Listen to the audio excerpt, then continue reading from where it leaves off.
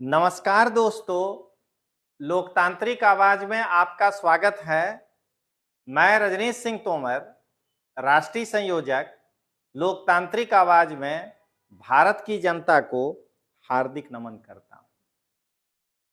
दोस्तों, आज का जो मुद्दा है वो ये कि पिछले लगभग 3-4 दिनों से G20 को लेकर के जो अरविंद केजरीवाल जी के भिड़ने की आदत है या अपना क्रेडिट लेने का आदत है, उसको लेकर के एक जंग छिड़ गया है कि G20 का क्रेडिट कौन लेगा।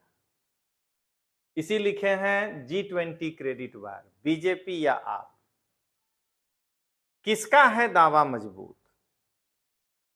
तो दोस्तों, ये तय आपको करना है, मैं तो केवल आपको फैक्ट्स बता सकता हूं।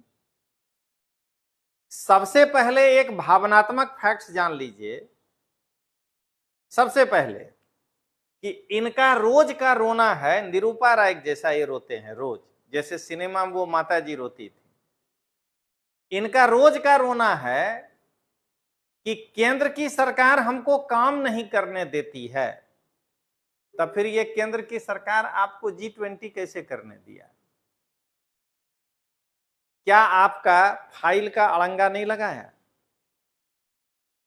तो ये सबसे पहला चीज समझिएगा कि जहां कुछ अच्छा हुआ वहां हम कर लिए, और जहां खराब हुआ केंद्र की सरकार हमको करने नहीं देता है। अरे जब केंद्र का सरकार डंडा लेके ही बैठा है कि हम काम नहीं करने देंगे अरविंद केजरीवाल को, क्योंकि वो भारत में एकदम मर्यादा पुरुषोत्तम के रूप में जन्म लिए हैं, वो एकदम दिल्ली चमका के ही रहेंगे। मना ऐसा चमकाएंगे ना दिल्ली को कि मना जैसे बर्तन को चमकाने में उसका धातु ही खींच लिया जाता है, बेचारा दिल्ली नहीं बचेगा। इसको काम नहीं करने देना है। दोस्तों, ये तो एक ऐसे ही फैक्ट्स था। मैं सिर्फ आपके सामने जो फैक्ट्स रख रहा हूं वो समझिएगा कि सबसे पहले अगर कोई सरकार किसी विशेष काम के लिए कोई भी बजट में पैसा रखना चाहती है या कोई खर्च करना चाहती है, तो संविधान इसकी इजाजत तब तक नहीं देता है जब तक वो संसद से अप्रूव ना हो जाए। इसका मतलब यह हुआ कि संसद की अनुमति के बिना, चाहे भारत सरकार हो और यहां दिल्ली विधानसभा की अनुमति के बिना, दिल्ली की सरकार 1 रुपया खर्च नहीं कर सकती। तो जरा देखिए दोस्तों कि दिल्ली की सरकार की बात बाद में, कि मतलब यह हुआ कि बजट में इंतजाम किया गया है या नहीं। तो पहले हम लोग ये देखें कि केंद्र सरकार में जब निर्मला सीतारमण जी बजट पेश कर रही थी, तब क्या G20 की अध्यक्षता के लिए बजट में वो बोल करके कुछ संसद को पास करवाई थी? तो सबसे पहला G20 की अध्यक्षता के लिए 990 करोड़ का जो है इंतजाम किया गया था। ये बजट एलोकेशन है। केंद्र सरकार को पता था कि G20 में बाहर से लोग आएंगे, यानी विदेश मंत्रालय के ऊपर खर्च बढ़ेगा। व्यवस्थित काम होता है। देखिए, तो विदेश मंत्रालय को केंद्र सरकार जो है वो अलग से 18,050 करोड़ रुपया जो है अलॉट किया था। और उसके बाद दोस्तों, हम सभी जानते हैं और हम लोग देखे थे उस दिन जिस दिन भारत मंडपम का उद्घाटन हुआ था। भारत मंडपम जो है वो 2700 करोड़ का है। ये पैसा केंद्र सरकार दिया है, अरविंद केजरीवाल जी अपने घर से नहीं दिए हैं। ये तो शीश महल बनाने में व्यस्त थे। ये तो दिल्ली डूबने के बाद जो है घर में बैठे हुए थे। इनको तो 1.5 दिन लग गया बाहर निकलने में। दूसरा, प्रगति मैदान, ये तो मैं आंखों से देखा, ये जब बन रहा था, प्रगति मैदान में जो सुरंग बना है वाला सड़क, उस सुरंग सड़क के लिए जो है 920 करोड़ रुपया जो है केंद्र सरकार दिया है। इसमें 1 रुपया जो है अरविंद केजरीवाल जी के घर से नहीं लगा है। अभी जो सम्मेलन शुरू होगा उसके सुरक्षा पर 340 करोड़ रुपए का जो है खर्चा केंद्र सरकार ये पैसा दिया है। सड़क की मरम्मत, ध्यान दीजिएगा, केंद्र सरकार जब पैसा देगा तो वो ये देखकर नहीं देगा कि ये पीडब्ल्यूडी का सड़क है, कि ये एनडीएमसी का सड़क है, कि वो डीएमसी का सड़क है। G20 के एरिया में जो भी पड़ेगा उस सड़क के मरम्मत के लिए 26 करोड़ रुपया केंद्र सरकार दिया है। और चूंकि ये सारा काम एनडीएमसी के इलाके में होना है, न्यू दिल्ली म्युनिसिपल कॉरपोरेशन, तो एनडीएमसी को अलग से 60 करोड़ रुपया दिया गया। उसके बाद हम जानते हैं कि यहां एक भूमिका डीडीए की है, दिल्ली डेवलपमेंट अथॉरिटी जो है डीडीए, उसको 18 करोड़ रुपया दिया गया है।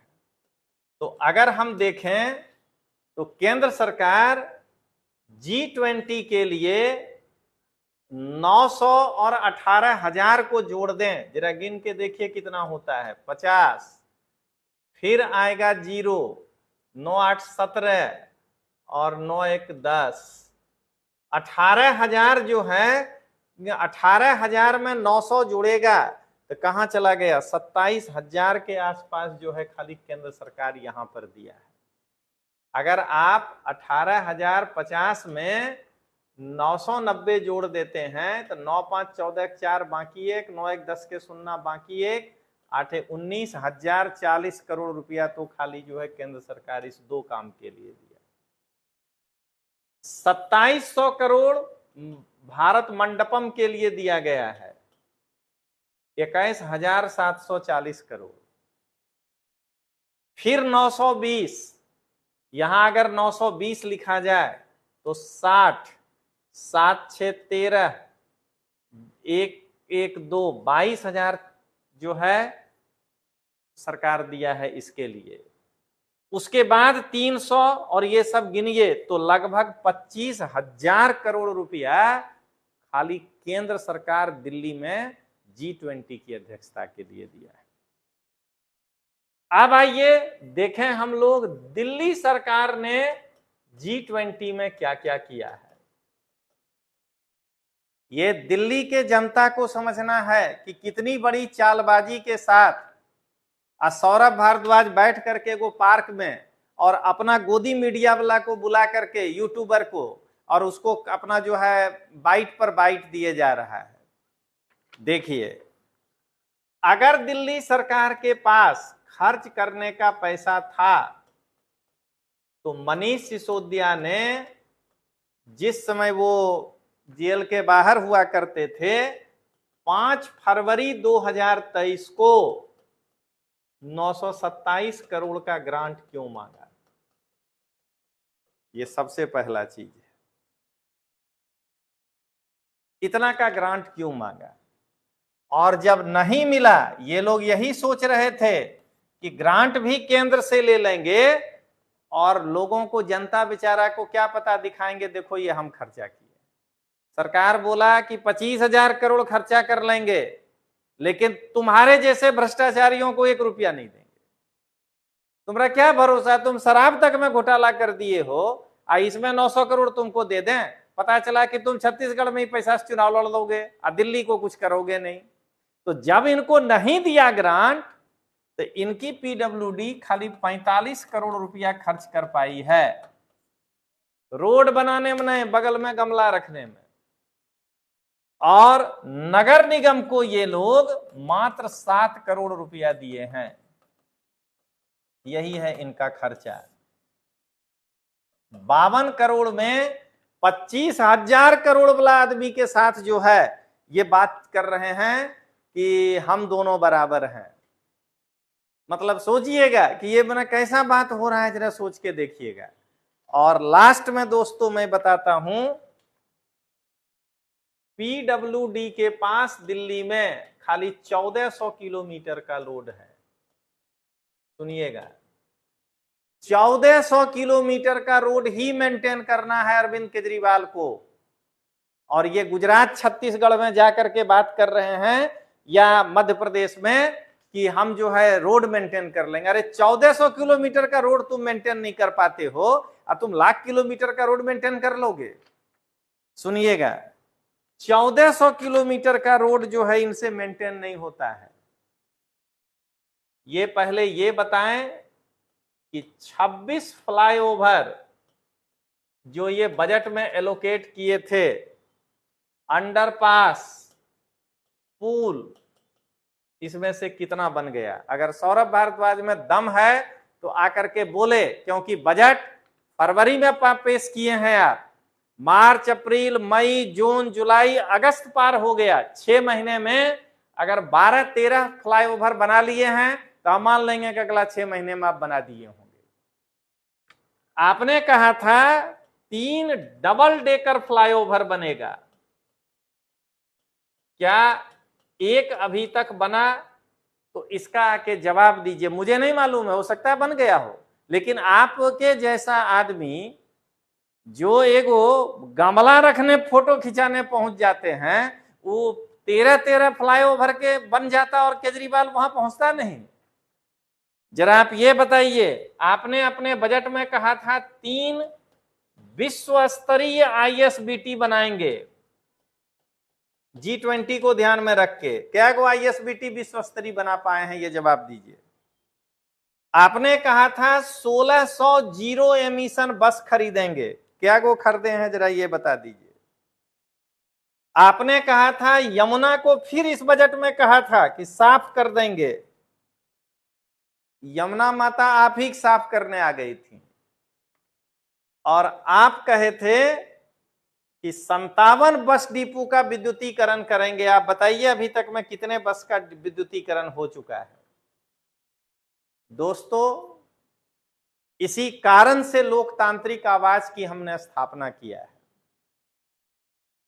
लोकतांत्रिक आवाज का मतलब यह नहीं है कि मैं आपको गाइड करूं कि आप इस पार्टी को वोट दीजिए, वो आपकी मर्जी। लेकिन देश के लिए सबसे खतरनाक जो पार्टी है मेरे विचार से, वो मेरा अपना freedom of speech and expression, वो मुझे यही पार्टी लगता है। हर पार्टी कुछ करता होगा, मुझे कोई लेना देना नहीं, लेकिन ये पार्टी ईमानदार बन के कंबल ओढ़ के घी पीता है। इसके लिए ही लोकतांत्रिक आवाज बना है, आम आदमी पार्टी मुक्त भारत की स्थापना। गुजरात से मैं बाहर निकला हूं, दिल्ली, मध्य प्रदेश और छत्तीसगढ़ हमारा फोकस है। अगर आप काम करना चाहते हैं तो पद लेकर के खाली ये नहीं कि गाड़ी में लगा घूमने लगे। अगर आप चाहते हैं कि आम आदमी पार्टी मुक्त भारत में हम भी अपना योगदान दें, तो अभी फिलहाल दिल्ली, मध्य प्रदेश और छत्तीसगढ़ पर मेरा ध्यान है। आप लोकतांत्रिक आवाज के साथ जुड़ सकते हैं। 8401902595 हमारा मोबाइल नंबर है। अगर आप जुड़ना चाहते हैं तो 8401902595 मेरा व्हाट्सएप नंबर भी यही है। आप यदि चाहें तो आप इस नंबर से जुड़ सकते हैं और हमारे आम आदमी पार्टी मुक्त भारत के सपना में आप भी अपनी भूमिका निभा के संतोष मन में रख सकते हैं कि मैं भी एक गलत पार्टी को, जिसके हाथी के दांत कुछ और थे और चबाने के कुछ और थे, उसको मुक्त करने में अपनी भूमिका अदा किया। तो चलिए दोस्तों, मिलते हैं हम लोग फिर। तब तक के लिए जय हिंद, जय भारत।